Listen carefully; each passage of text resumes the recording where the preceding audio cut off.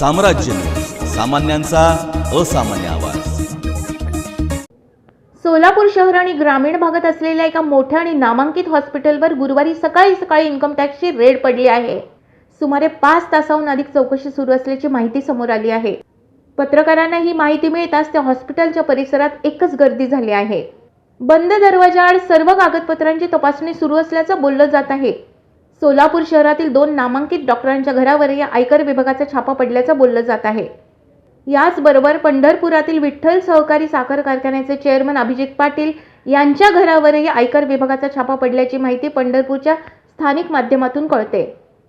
सोलापूर शहराच्या मध्यवर्ती भागात व अक्कलकोट रोडवर हे हॉस्पिटल आहे। अनेक वर्षांपासून हे हॉस्पिटल सुरू असून सोलापुरातील सर्वात मोठे हॉस्पिटल आहे।